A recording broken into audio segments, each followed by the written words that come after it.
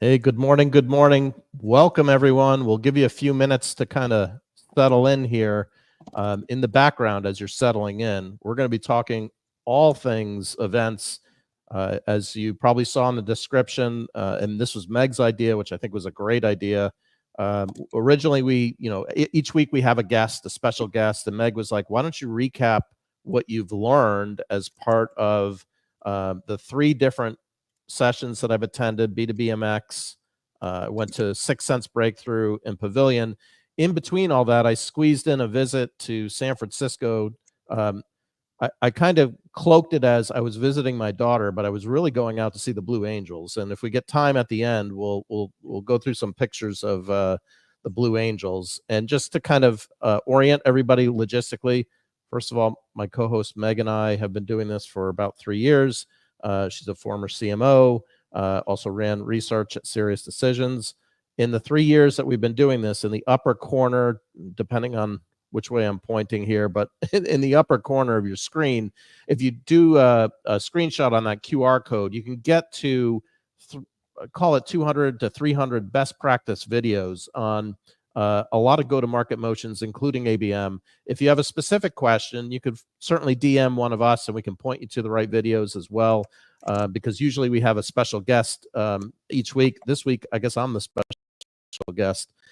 So we will dive right in, and we'll save, time permitting, we'll save for the Blue Angels weekend jaunt. But Meg, how should we start this? Where would you like to start the conversation?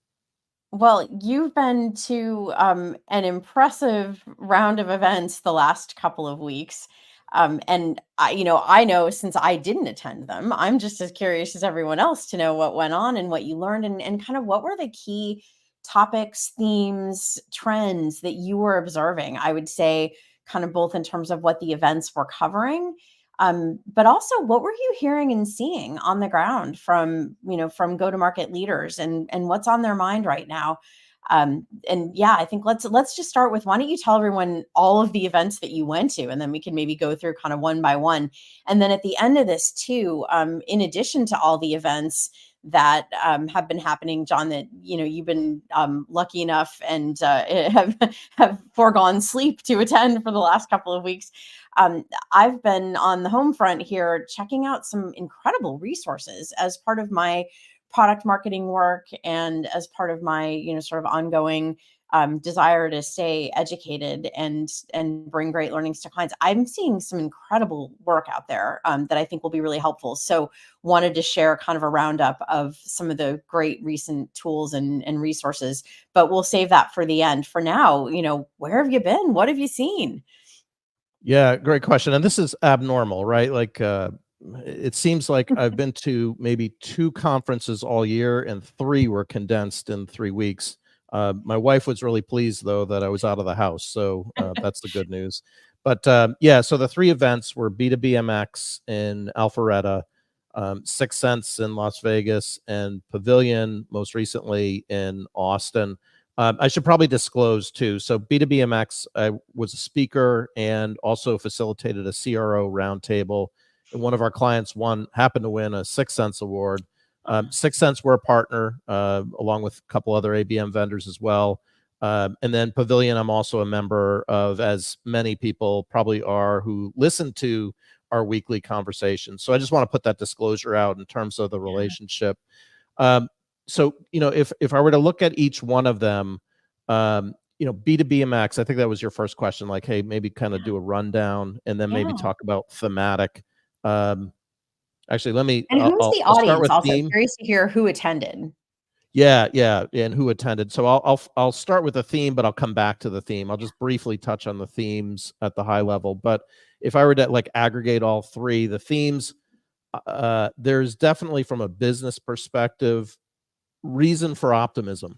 And this is probably the first time in about 12 to 18 months that I felt like people weren't in a free fall of, oh my God, what's happening to my revenue here? It seems like not only have we hit an inflection point, but at least we have a quarter of hitting the bottom and maybe popping up here. And I'm hearing that from multiple, not only venues, but also people outside of the venues. And we're seeing that with our clients too. So I feel like there seems to be some optimism globally, and most strongly in the US and Europe, coming out of Q3 here and then going into Q4 and the end of the fiscal or calendar year. Seems to be some optimism, which is good news. So that thematically, the other thematic, you can't breathe without AI somewhere. You can't turn a corner without AI. We'll double click into that in a little bit. But AI was everywhere, and that was the other kind of consistent theme. And then there were lots of puts and takes. So if we were to drill into B2BMX specifically, and B2BMX based in Alpharetta. Now, they run 2 events, right?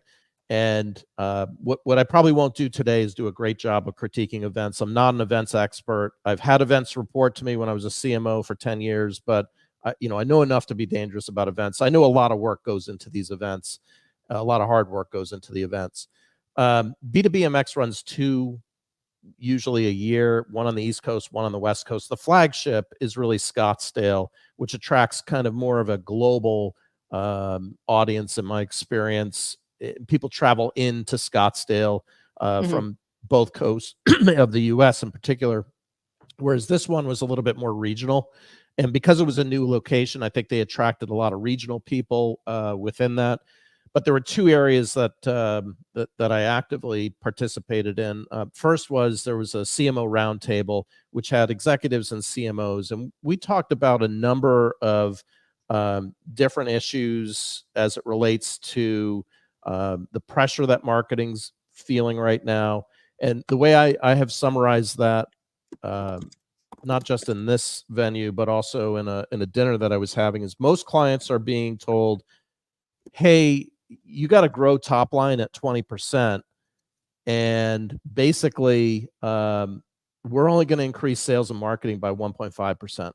So consequently, everybody's feeling this pain right now of, well, how am I going to grow the revenue 20%? Like, how am I going to pull this rabbit out of the hat? And when I started talking with people and sharing those numbers, they're like, oh no, John, I've got to grow 30% on no budget increase at all. So that became kind of a sharp, very, very sharp issue of how am I going to pull this growth rabbit out of the hat? So we talked a lot about that in the conversation. We also surprisingly, or to my surprise, we talked a little bit about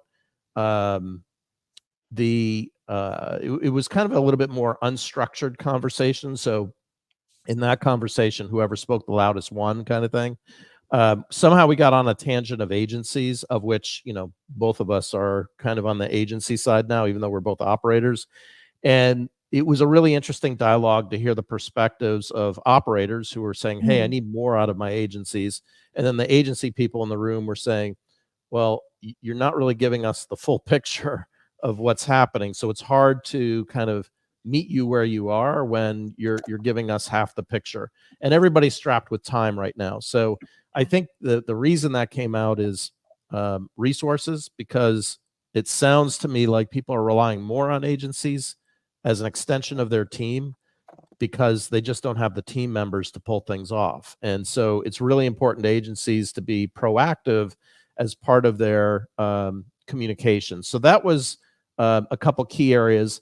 Then from that point in B2BMX, I helped facilitate, actually I was the facilitator of a CRO roundtable, and we broke off into a couple different groups, and I asked some questions around optimism for 2025, how people were prospecting differently, and then kind of where does AI fit into things.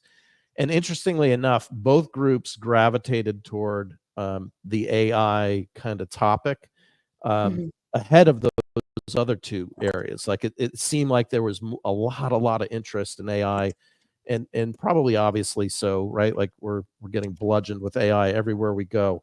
But kind of my observation with AI right now, and Pavilion really kind of, which we'll talk about in a moment, kind of brought this to my forefront, was it seems like there's a lot of people experimenting with tools like ChatGPT, Gemini, Claude, and I think I'm like 2 out of those 3 I pay for.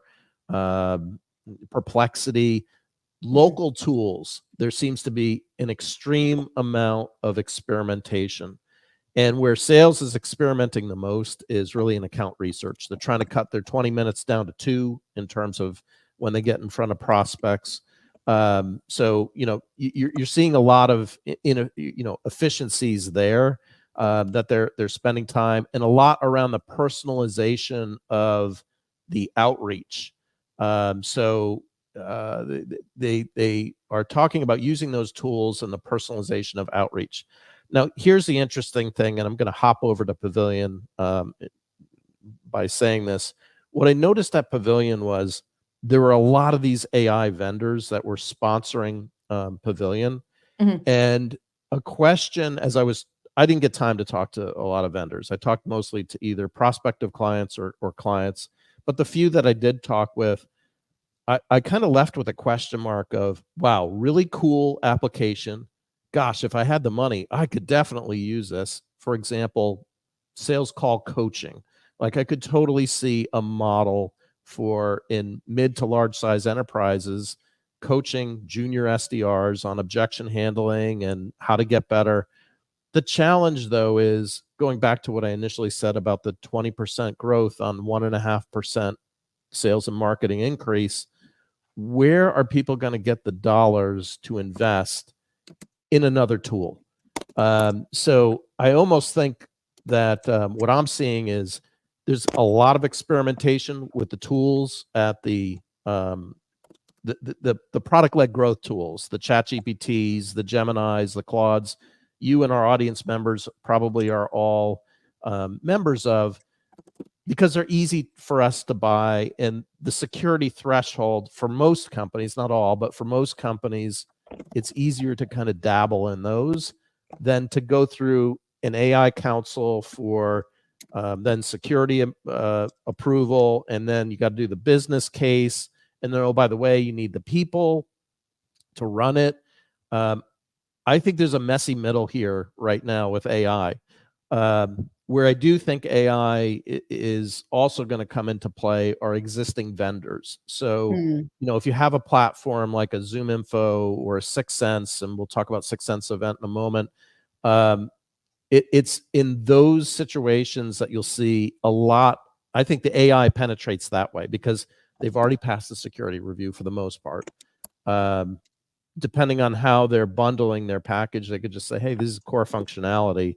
So maybe it doesn't have to go through a second review, or if it does, maybe the threshold isn't quite as high.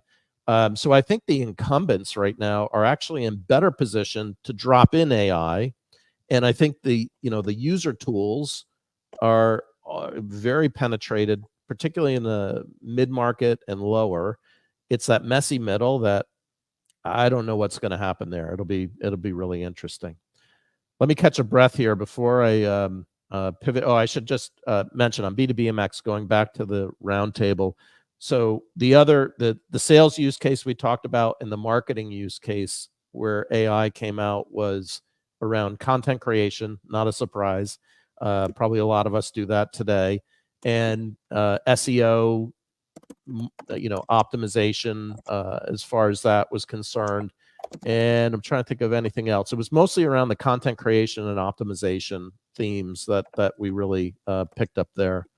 Let me pause there before I go on to 6sense. Any questions? Yeah, and I've been throwing a couple of comments into the chat, and I also put in there because I saw he joined us today, Matt from Cloud Ratings, and he has produced an incredible piece of research, SaaS Metrics Palooza. There is so much in there. Matt, hats off, like, wow. And super helpful. So I put a link in there. I really encourage people to take a look, even if you're not in SaaS. I think it's just an interesting way to look at the kinds of numbers that people are paying attention to and what they're thinking about and trends that it's suggesting. So good stuff there. And I'm definitely getting a FOMO reduction from this. So thank you. It's great to hear kind of what's on people's minds. And I'll make a particular call out to what you're talking about with AI investments. To your point, I mean, everyone's playing with the free or the low cost tools that, even if you fund it on your own, it's not that expensive. But that next step into the enterprise grade tools and what that's going to take, both from a security review cycle, particularly in larger enterprises, and the investment. I mean, these things aren't free and they may be game changers, but if we can't get past flat budgets, then to your point, I definitely see an advantage for incumbent vendors on both the security and the investment front. But the other thing is, our companies actually sort of doing themselves a disservice by saying, we're not going to be able to invest in these tools because if, and some of the resources I have are from, McKinsey and Bain and a few others, Deloitte, who are looking at what the data driven and AI driven or AI supported company of the future is going to need. And there are a lot of things, and it's going to mean kind of an upending of how we're budgeting and what we're budgeting for. And then I think you combine that with some of what, John Miller's been talking about and others in terms of the emerging role of brand. There's the 6sense buying research that Carrie Cunningham's been putting out that's really pointing to the role of brand and awareness and preference, all of those things that we in B2B marketing have sort of ignored for a while because we were all in on demand and still are. But those things are becoming incredibly valuable. And that means basically the way we're budgeting for B2B marketing in particular is not in line with the reality of buying or with the potential of tools out there to really change the way that we are doing our work, and also to realize the productivity enhancements that CEOs are expecting from investments in AI. And marketing's kind of the first place they're looking to because they figure, oh, this should be helping them the most. But if you got two hands behind your back, tied budget wise, it's going to be real, and then it's going to make marketing look bad. It's going to be their fault that they weren't able to get the productivity gains. So super interesting to me how we're going to thread that needle of huge opportunity, huge demand, and kind of a major shift in the role of marketing in the go-to-market motion. Yeah, no, and absolutely. I think I could pick up on something you said there. It actually ties to the 6sense event of the CEO expectations of AI.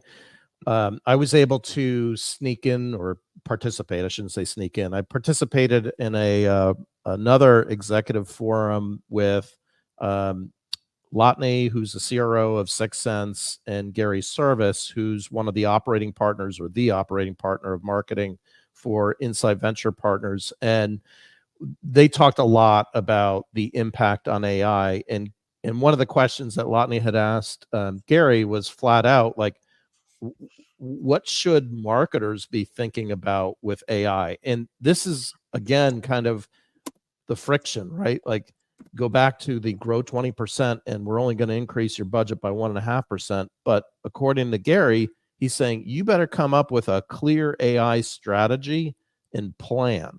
That was kind of the key takeaway. And it wasn't like, hey, we're doing blogs, instead of producing 3 blogs, we're producing 6. It was, what business processes are you changing, and what's the overall game plan and efficiency that you're gaining.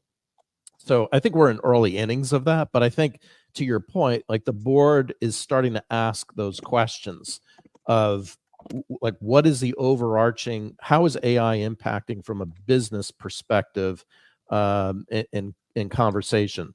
The other thing that came out of that was a survey statistic, and I'm looking down here because I got to read it. 55% of companies were using generative AI in SDR capacity, but only 7% expect to reduce SDR capacity. Now, I heard varying degrees when I was talking with people as part of the conference around what's going on with SDRs. It is very choppy. And here's why I think it's choppy. Because we've been in this free fall for 12 to 18 months, there's a reason now to say, hey, all this hiring and all this technology that we've built in sales and marketing is not performing. Therefore, we should just cut it. And having been an exec before, decisions happen very quickly sometimes with not a lot of afterthought. So in some cases, I heard people saying, we're getting rid of the SDR function altogether, or, we're going to get rid of XYZ technology, but mostly the SDRs like, oh, we're just going to get rid of it. And then other people I talked with were like, no, we're actually doubling down. So the key theme that I heard though was AI can be really tricky with SDRs, and that what you don't want to do is give them the spam cannon to send out a bunch of messages that is going to impact your deliverability, that people are going to mark as spam, that are not relevant. So you got to be thoughtful around, especially the SDR function, of how exactly is AI going to be potentially used, used there. Then Lotney did a great question asking the audience. She said, hey, how are people using AI in their companies? And again, I'm looking down because I got to read my notes here. One person created an HR chatbot, and they talked about loading up their kind of employee handbook to AI. Another was analyzing call data for marketing insights. A third, I thought this was interesting, they were conducting interactive mock focus groups with their product and really trying to understand. And a lot of this had to do with getting the right prompts. So again, you're using local tools like the ChatGPTs. I didn't hear anybody saying, hey, I just bought XYZ AI package. It was all done with these local tools that we're probably all using on this call. So that was interesting. Train sales agent assistants, optimize and localize online ads, and build AI-powered competitive battle cards accessible via Slack. Those were just some of the AI use cases that came out of that conversation. So, I think there was a lot of different use cases.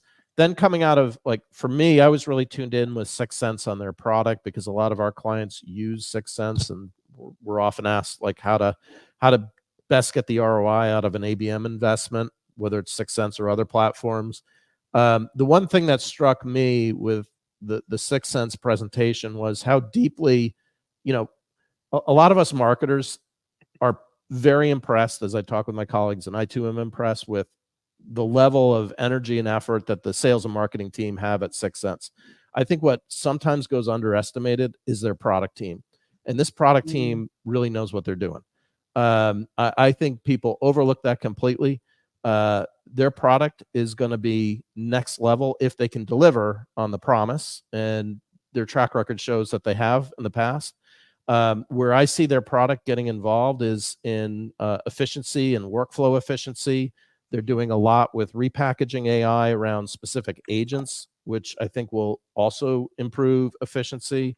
They are getting involved with a couple other business areas, not deeply, borderline like a lean data or a qualified borderline. I mean, they're still partners with them, but there's a lot of overlapping functionality there. And I don't think it's intentional to say, hey, we're going to take those market share.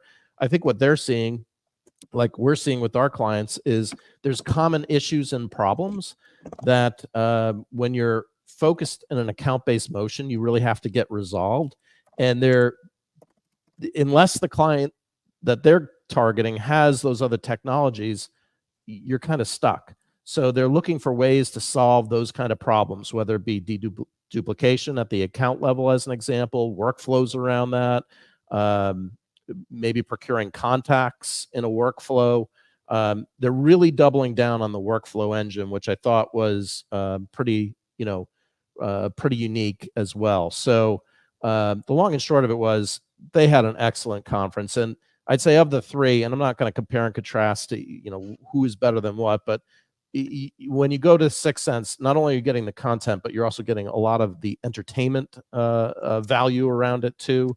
They had great keynote speakers, and it's in Las Vegas, so it's almost like a production. And the attention to detail that they put in is mind blowing.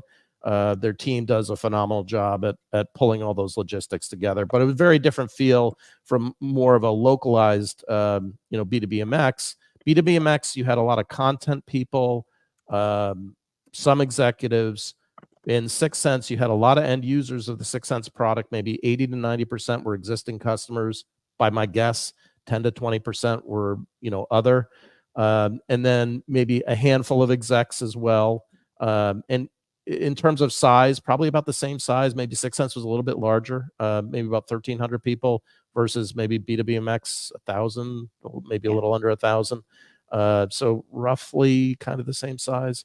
But 6sense, I really walked away with kind of clear understanding, and not just product. They had other people presenting their capabilities, and we only got 3 minutes. Wow, I got more time than I do, or I have more content than I do time. Wrapping up on Pavilion. So Pavilion, the thing that struck me was Sam Jacobs, who's the founder of Pavilion, said that 32% of his, and by the way, I can go a couple minutes over, Meg, if you can. I'm good. Yeah. And there. I'm going to start entering some of my resources into chat just because I Okay, don't think we're going to have a ton of time, but I want Yeah, people to exactly. see some of this great I'll stuff. bleed over. Hopefully the 30 or so people that are watching us on YouTube and LinkedIn can bear with us. If not, you can get the recording afterward. But and then I can breathe. I don't have to rush as fast. So yeah, on the Pavilion side, what I noticed with Pavilion is it was a very different. I don't even want to call it an event. It was an event, but it was very community driven, and your experience was a function of what you put in is what you got out, which is no different from their community kind of approach. So there were a number, and when I say a number, a mind-boggling number of choices that you could kind of weave in and out and kind of design your own path. And where I found the most value with Pavilion was, first of all, there's sales and marketing executives there. So it's not, the other two conferences were marketing on marketing. This was really sales on marketing. And that's a little unfair to 6sense because they did in the exec track have other people that were sales and CIO and inside ventures. But on balance, it was marketing on marketing.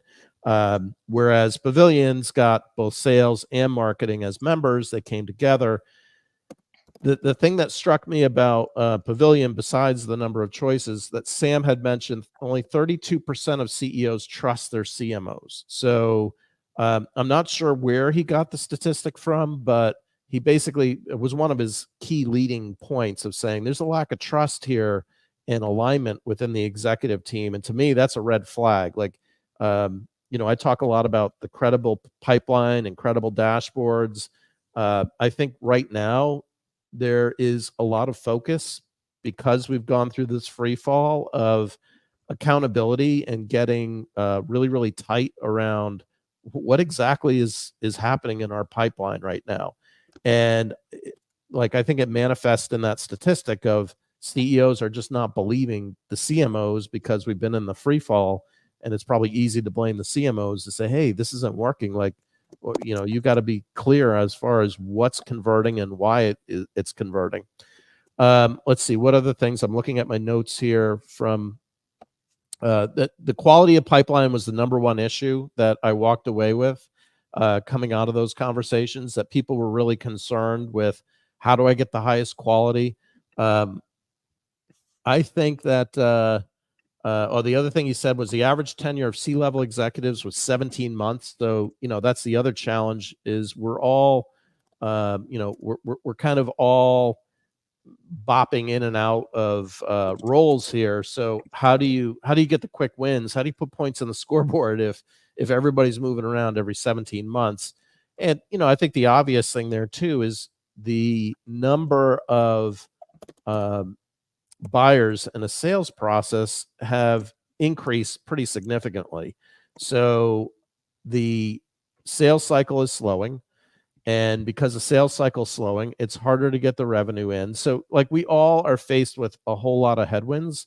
But if I were to net it out, and, I know we've been, we call this account-based Fridays, and I've been kind of hardcore on the account-based. It doesn't matter what you call it at day's end. It's really the focus that is kind of what I also took away from Pavilion of you really have to be focused on your ICP and target market. In fact, I just did a post, I think it was yesterday, where Guy Rubin from EBSTA did a survey on companies that were growing, I think it was, the metric was 3 times faster. I could be off on that. I'll have to go back and look at yesterday's post, but they were growing 3 times faster because they were focused on their ICP versus not focused on their ICP. And, I talk with a bunch of people, as you probably can guess, and usually people say, oh, we got the ICP. Like, I don't need to take a look at that. I don't need you to take a look at it from a vendor perspective. But you'd be surprised the number, when we really start tracking it in Salesforce, the number of prospective clients and clients that attract non-ICP business because it's revenue. And I think in this environment, it's just not going to succeed. So that was what I really took away from Pavilion, was getting a little bit more on the quality and getting away from the quantity. Like, there was almost like this epiphany of, kind of walking away from the quality aspect. So Pavilion, the long and short of it was a lot more interactive, a lot more roundtable-ish. A lot of AI vendors there, and I think that messy middle, it'll be interesting to see how that develops. But it's my belief, I think, the AI becomes, either incumbents are going to drop it in, or we're going to have a lot of ChatGPT and Gemini usage at the lower level. So I've not been looking at all these comments. I've just been clicking and putting them on. Did I miss? I think Kenny had a question about the CRO roundtable. Yeah, tips for improving win rates. I sent a link to a piece from my friends at Winning by Design on improving the 40% who aren't meeting quota. And there's so much data out there from Matt's, where, people are struggling to hit their number. So it can't, and it's a lot of people, right? Yeah. So we can't just say sales, you stink. Like, that's not fair. It's the same as saying marketing, you don't give us enough good leads. Like, stop that. Look at what's really happening and think about what things need to change. And Kenny, I went in the direction of saying it's probably a sales issue. Obviously, marketing's very involved, but when you get sort of deeper into the pipeline, usually marketing isn't driving as much of whether or not there's a win or a loss there. So I would say it's usually a need to look at sales conversion rates and figure out where things are stalling, dying, whatever is happening to them. So I went in that direction. But John, I definitely want to hear what did you take away from your conversations at those events? Yeah, I think, look, like you said, everybody's struggling with winning these days. And I think a lot of it comes back to that ICP. You got to really define that ICP, know the targets you're going after, know who you're not going after, know who you're saying no to. And really, it's the time, unfortunately, to say no to, hey, this is outside our ICP. We're not going to focus on this, or we're going to have AI follow up on it. The dogs and the cats, you kind of have to separate. And I'm hearing more and more of that now.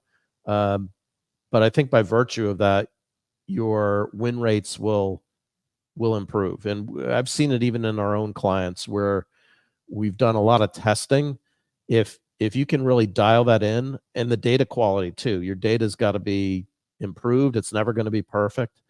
People sometimes forget about the data side, but your contact data, your account data, how intent or other quote unquote signals are being presented to your sales organization, and what actions you're taking from that. So once you have the ICP, you really have to make sure that the data supports it. Do you have your buyers committee as part of your target market? Questions like those definitely come up. There's no silver bullet, though. Everybody's wrestling with, win rates right now. I think the other, and I don't remember which of the conferences, but the other dynamic that's happening is the best sales reps, as a percentage of what they're performing at right now, are pulling away from the rest of the group, and everybody else is getting like worse. So you've got like the one or two superstars in organization, and then kind of everybody else, and that gap is actually increasing over time. So, and kind of what I took away was the ones that were ruthless and treated their sales cycles as kind of like partners, like, hey, this is what I have to offer, like almost equals with their prospects. They were the ones succeeding, whereas the ones that weren't succeeding were just kind of focusing on everything and anything, and that delta kind of got wider. That too is what I picked up. Well, and that ICP conversation I think is really important, because what I'm seeing, and especially some work that I'm doing with a company called OCX Cognition that does essentially AI predictive analysis on various kinds of customer data, is that a lot of companies get this wrong. Like they assume an ICP and you're defining it in a conference room, not based on actual data.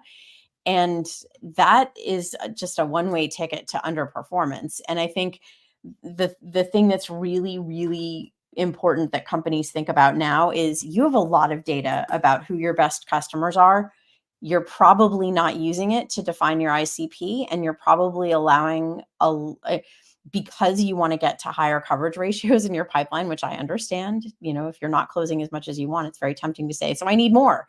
But more of the wrong things will not help you. But also, if you've made faulty assumptions, with the best of intentions, I'm sure, but if you've made faulty assumptions about who your great customers are, the people who stay with you, the people who expand, the people who become your advocates, the people who truly get the impact from your solution, if you're casting too wide of a net for that and you're not being ruthless about using data to understand the reality there, even if you don't like it, even if it's counterintuitive, you're going to run into trouble. And increasingly too, we're seeing investors hold their portfolio companies accountable for adherence to the ICP. But then I go back to, but if your ICP was not defined based on really good data, you're going to be in a bad place. But the good news is that is a totally fixable problem. And it's, there are so many tools out there that can really help you do that effectively, and so many data resources. So if anyone's curious about that too, I'm happy to have that conversation. Please, feel free to ping me, because I really think it's great to say you need to adhere to your ICP, but make sure the ICP isn't the problem in the first place. Yeah, exactly. I think people overlook it. And then the other aspect that we also encourage is qualitative interviews of either closed lost or even closed won. Yeah. Sometimes people are so wrapped in the data right now. And we see this shortcoming with product teams in particular. No offense to product teams, but they're very insulated from typically prospect or customer use cases. That's what sales and marketing are kind of the buffer behind. So they're like, hey, the data in Salesforce or the data on the product shows, and they have no qualitative understanding of what actually is happening. So the more rigor you put around that ICP process, the more chance you have for a better conversion, going back to Kenny and I think even Mark's question around growth. So yeah, those were two key areas. Yeah. And thanks, Mark, Kenny, and Matt, for your great comments and questions too. We really appreciate the participation. Absolutely. And just real quick, I'm gonna can I jet over to my Blue Angels trip just to wrap Please things up? do. People are dropping out here, which is understandable. But in between all this, I stopped in and saw the Blue Angels. This is actually a boat in the bay Oh, of wow. San Francisco. That's Salesforce Tower in the background. Nice. But it was, an amazing. And of course, now I can't flip to the other pictures, so I guess we're just going to have to. I'm just going to have to end on that because my computer's not cooperating with me today. But it was fantastic. We had my daughter's out there. She works right across from the Salesforce Tower. I can't believe I'm old enough to have a daughter that works across from the Salesforce Tower. But it was fantastic and really great way to end. Actually, it was in between, I think, two of the conferences. So and we were nonstop. Like my daughter brings the inner travel, energetic person out of me, and we were nonstop for 4 days. Like we did everything in San Francisco. There was a big carrier deck that had that was in town that we got to tour. It's only the second time I've ever been on a carrier deck. The other time was a Serious Decisions. Do you remember the Serious event that you guys Oh, had in yeah, San Diego? that absolutely is the party that people loved the most of all the parties we had, and we had some good ones. That was the Yeah, winner. I don't remember what year that was. 2014ish, That 2015. sounds about right. But yeah, I that can't that was remember. epic with the big Yeah. band playing on the deck, and Oh, everybody that was got to go and amazing. see all the amazing, flying machines that were on board that that carrier. It was really cool. This was similar. There was big carrier deck, and we went inside it and toured down below 4 decks. I'm an ex-military guy. I am so thankful I wasn't in the Navy for a bunch of reasons. The Somebody said Midway, thank Midway. you, person Yeah. who remembered that. Yes. Yeah. Good. Yeah. Whoever.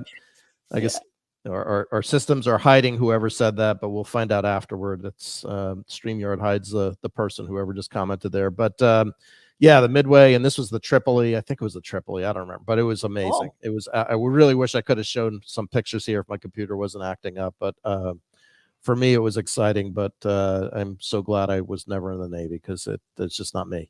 Oh my gosh, I couldn't imagine, but glad you got to see it. And yeah, I actually saw the Blue Angels once when I was driving on the Route 84 highway that goes across the kind of the upper third of Connecticut. And I was driving by Stewart Air Force Base, just over the border into New York, and the Blue Angels were literally putting on a show. So everyone who was driving got to see the Blue Angels. We couldn't believe it. People were pulling over on the side of the highway and just watching because it was something to see. Anyway, Lucy, yay, good to see you. Yeah, my guess is it's Lucy, formerly of Sirius, but I don't know. She may have been a practitioner then when she went out on the boat. But yeah, that was an amazing event. So so that was the long and short of my trip. I'm hoping to do I haven't had time yet. First of all, I've got a lot of prospect and a lot of customer conversations I've got to catch up on. So thank you for those who have been patient. I need to circle back or I'm going to lose some business here if I don't get quicker on that. But once I come out from that, I do plan to do some aggregation, particularly around the 6sense product side. That was displayed with 3 or 4 different speakers. I don't know if that was intentional or not, or just because they had a lot going on. But I took furious notes. So, I'm going to try to aggregate that in one spot. I'll do some sort of follow-up on that as well. I think they also recorded things too for their customers, but I want to do my own take on it as well. So, but I'm glad to be back. I'm glad to sleep in my own bed. Not that I was, it's not that bad going to the places I went to, but it's exciting to be home. Well, welcome back. And you and I can touch base. We've got some really interesting guests coming up in the weeks ahead. So stay tuned for more. Lots of really good stuff. And I think really timely for some of the challenges that were expressed today as well. So stay tuned for more. And thanks for hanging with us today a little late. Yeah, absolutely. Thank you. And we'll see you next week, same time. All right. Happy Friday.